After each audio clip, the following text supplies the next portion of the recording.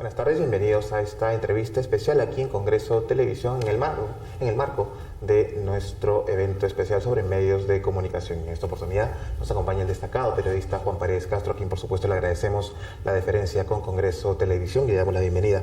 Paredes, gracias por estar aquí.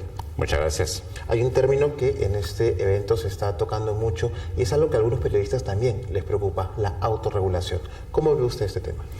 Bueno, la autorregulación no solamente como término, sino como una responsabilidad mayor y como un compromiso de los medios de comunicación, es algo que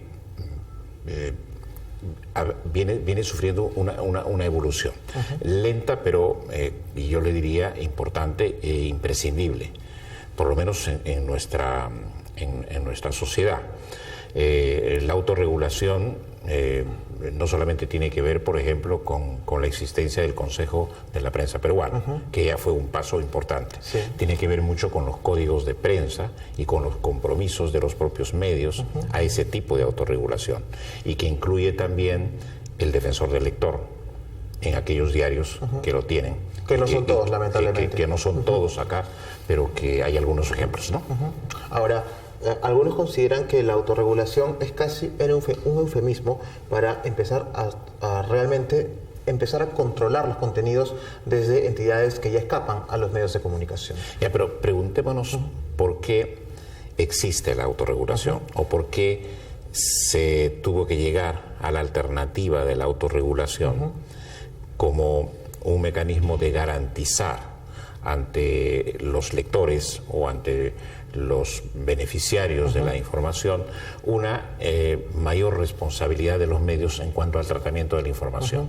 Digamos, informaciones más verídicas, informaciones cada vez más investigadas, cada vez más cruzadas, ¿no? Y el derecho a la réplica y a la rectificación, ¿no? Todos estos elementos han ido madurando el compromiso de la autorregulación en los medios, pero esencialmente ¿por qué? Porque lo que se presentaba como alternativa antes de ello era que hubieran élites ciudadanas que pudieran... consejos de honor, ¿no? Claro, que pudieran convertirse, ¿no?, en los catones, o sea, en los calificadores de qué era lo bueno y qué era lo malo respecto a la información de los medios y cuál debería ser la conducta de los medios. Y lo otro, que era mucho más extremo, era que el Estado se convirtiera en el regulador y prácticamente en el factor determinante de qué medios eran los que debieran circular y qué medios no. Bueno, esa es la alternativa más antidemocrática de todas, ¿no? hasta que vimos las confiscaciones de medios en la época de Velasco Alvarado en nuestro país. Exacto. ¿No? Sin embargo, algunos medios de comunicación, como usted bien señala, ya tienen un defensor del lector, y en algunos medios, tanto televisivos como radiales, empiezan a implementar algunas iniciativas que podrían empezar a dar algunos resultados, pero no quizás con la celeridad que se requiere, tomando en cuenta que vivimos en una sociedad que demanda cada vez mayor información y que ya no solamente acude a los medios tradicionales, sino que también se informa a través de plataformas como Internet, las redes sociales, claro, que cada vez están más en auge. Bueno, en la medida que los medios son más plurales y son más abiertos, ¿no?, incluso la defensa del lector, ¿no?, a veces acompaña en duplicidad aquello que hace el diario, ¿no? Entonces, si el diario tiene voluntad de rectificación, voluntad de aceptación de la opinión del otro lado, ¿no?, y cruza cada vez mejor sus informaciones y es consciente de que no le falla al lector, ¿no? Entonces yo creo que la labor de un defensor propiamente del lector podría obviarse o podría considerarse desde otro plano. Eso queda en libertad de la dirección de cada medio. Ha señalado también que se evalúa el tratamiento de los contenidos, el tratamiento de la información. Pero cuando hablamos de espacios periodísticos, muchas veces vemos que se cometen algunas ligerezas, sobre todo cuando, por ejemplo, se trata de la protección de la identidad de un menor, la revelación de la intimidad de una persona que está siendo investigada, o se tocan temas que son realmente banales, que pertenecen a espacios de entretenimiento, pero que son puestos en realce en espacios que antes eran tradicionalmente ocupados por temas un poco más densos, por decirlo de alguna manera, como la actualidad nacional política. Claro. Ahora, ¿qué tendría que ocurrir en una sociedad plural, democrática, para que los medios tengan casi todos un menú informativo, ¿no?, similar o común a todos, ¿no? Tendría que ser una sociedad contradictoria a los fines propiamente democráticos y plurales de convivencia. Exacto. ¿no? Todos homogéneos, creo que eso no es una utopía. Pero cuando vivimos en una democracia con pluralidad de opiniones y diversidad de pensamientos, ¿no?, lo que tenemos que ver son digamos, denominadores comunes de responsabilidad. ¿No? Habrá medios que quieran simplemente hacer información de entretenimiento y tienen la libertad de hacerlo. Derecho. Así es. ¿No? Entonces, las únicas restricciones aquí son las propiamente aquellas que contravienen la ley. ¿No? No se puede difamar, no se puede mentir, lógicamente, fácilmente. Por lo tanto, eso está sujeto a restricciones y a penalidades. Pero más allá de eso, yo creo que tiene que existir lo que se llama la libertad de expresión y la libertad la libertad de prensa y la libertad de opinión. Y creo yo que el único escrutinio posible es que las audiencias prefieran o no prefieran a un medio, ¿no? Y que el medio asuma las responsabilidades que tienen que asumir. Pero ¿no? la ciudadanía tiene que escoger entre la oferta que le dan los medios de comunicación. Así no es que tengan absolutamente libertad para... pero existe también el derecho a fundar medios, ¿no? Bueno, y a imprimir. Tomando en cuenta hacerlo en televisión, por ejemplo, es infinitamente más complicado. Así es. Yo creo que será siempre complicado. Es como si se tratara de establecer, por ejemplo, qué literatura debíamos leer, ¿no?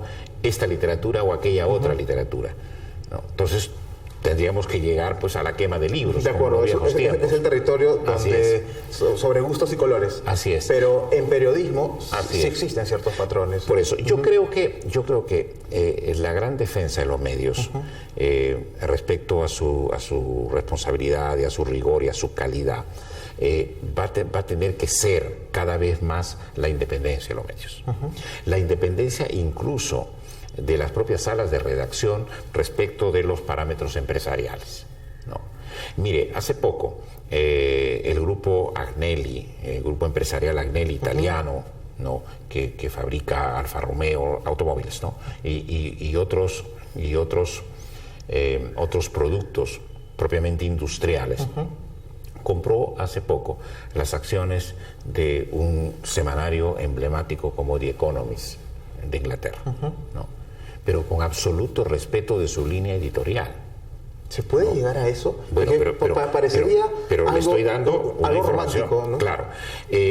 Murdoch compra Wall Street Journal, este periódico americano. Y ahí no hay autonomía. Con absoluto respeto, porque Murdoch es un empresario que ha comprado muchos medios de comunicación, no solo en los Estados Unidos, sino en Inglaterra. Bueno, y muy criticado por eso también. Así es, bueno, criticado por sus conglomerados, pero no hay ninguna queja respecto a la línea editorial del Wall Street Journal, ni al trabajo periodístico libre e independiente de Wall Street Journal. Claro. ¿No? Pero estamos hablando el de Washington Post también, ¿no?, que fue comprado por Amazon. Exacto. ¿no? Amazon, por ejemplo, trabaja algunas cosas con la CIA, y por eso mismo se produjo un conflicto que llevó a Amazon a considerar que esa compra del Washington Post se exclusivizara a la del propietario, no Amazon, ¿no? De tal manera que Bezos ha terminado pero cambios evidentemente hay. Cuando Amazon adquiere Washington Post, de inmediato se habló de empezar a transformarlo más en un medio 2.0, ¿no? Y empezar a ir retrocediendo en algunos factores a llevarlo en una plataforma de internet, pero que el espíritu y la esencia y la independencia del Washington Post no se pierde. Pero estamos hablando de realidades que son, digamos, algo divorciadas de la que vivimos actualmente en nuestro país, donde medios de comunicación lo que yo quiero decirle, sensibles lo que yo quiero decirle es que los medios de comunicación, si quieren subsistir como medios de comunicación de calidad y queremos una prensa, ¿no?, a futuro igualmente de calidad, el periodismo juega un papel importante y el periodismo tiene que dar su batalla no solamente por la libertad de prensa, tiene que dar su batalla por su independencia. Eso es muy importante. ¿No? Dentro de los ámbitos en el que se desenvuelve. Sea una sala de redacción televisiva, sea una sala de redacción de un impreso, sea la sala de redacción de una revista, pero esa independencia frente al poder político, frente al poder económico y frente a su propia estructura empresarial, ¿no?, para que las salas de redacción sean también una garantía de la calidad periodística y de la independencia. Justamente, ya para finalizar, ha mencionado esta relación entre prensa y poder político, esta necesidad que tiene ¿Qué es el tema la prensa del foro de hoy día? Exactamente, sí. La independencia del poder político. ¿Cuán cercana tiene que ser la relación de la prensa con los poderes políticos? Por ejemplo, ¿cuán crítica podría ser una prensa no independiente del poder político? En absoluto. Porque mire, la democracia necesita de la prensa para poder ser una democracia lo más desarrollada posible, una prensa libre e independiente, ¿no?